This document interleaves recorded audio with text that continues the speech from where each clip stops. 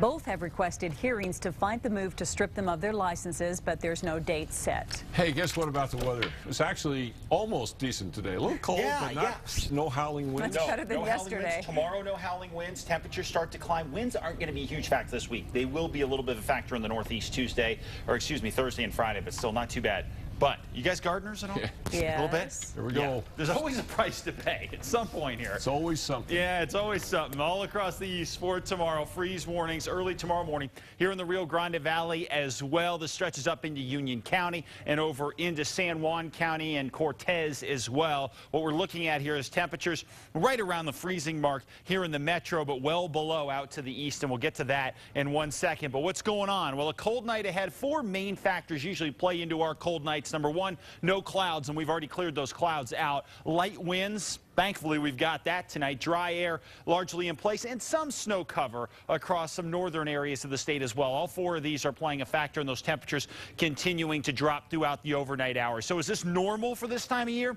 It is pretty normal, not all that unusual. Silverton, July 25th for their average last freeze. But Farmington right around now, May 6th over parts of the northern mountains out around Los Alamos and Chama, or late April and into June for Chama. So Los Alamos, this is a little bit unusual. Over the northern mountains, we've still got a ways to go before Angel Fire and Red River stop freezing, but we're right around that time in Taos, so not unusual for them. All across the east, we're looking at April for Clayton and Tucumcari, so that's a little weird, but right where we should be, Raton and Las Vegas-wise. And meanwhile, here in the metro, we should have already hit our normal freeze point, but still, this isn't that unusual. Santa Fe, we're pretty close, and Sandia and Manzanos out in Grant's about where we should be, and across the south, well, this is definitely unusual for the south. For you guys in Roswell and Carlsbad, we should have already frozen for the final time, but obviously could have it on the way for tonight. So some areas this is a little weird, and others not really. 47 degrees in the metro right now. East-southeast winds 5 miles an hour, 30s and 40s for us across the north.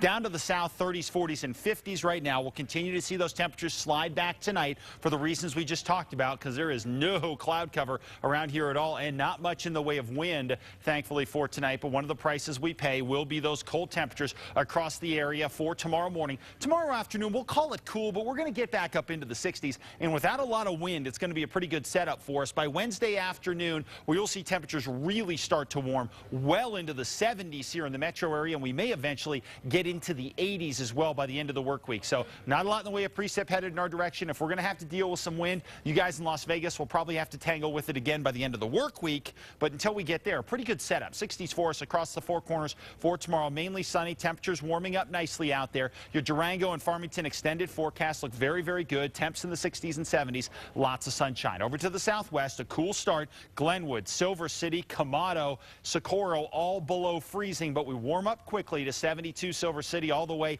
into the 80s by Thursday and Friday. Over to the southeast, you guys are definitely under the gun here a little bit. So if you have real sensitive vegetation, you can cover it. Might not be a bad idea. The good news is, being so close to the freezing mark in Roswell and Artesia areas like that, we won't have a long time in that below freezing exposure, and we will see temperatures jumping over the next couple of days. North and east, well below freezing here overnight and into tomorrow morning, but then warming to 63 Las Vegas and low 70s Wednesday into Thursday. Across the northern mountains, we're in the teens tomorrow morning, warming into the 40s and 50s. As you get down into Santa Fe, we're going to be around 63 degrees tomorrow, and very nice on Wednesday and Thursday. Temperatures in the low 70s. Meanwhile, over into the East Mountains, mid-20s tomorrow morning, warming into the mid-60s by the afternoon. And finally, right here in the metro area, we're going to be in the high 60s throughout the day tomorrow after a start in the 20s and 30s. But that flirting with freezing won't last long. We warm up nicely over the next few days. I thought there was something wrong with my trees. They weren't moving today. They were just there. But there's also snowing this morning. Yes. What's going on around here?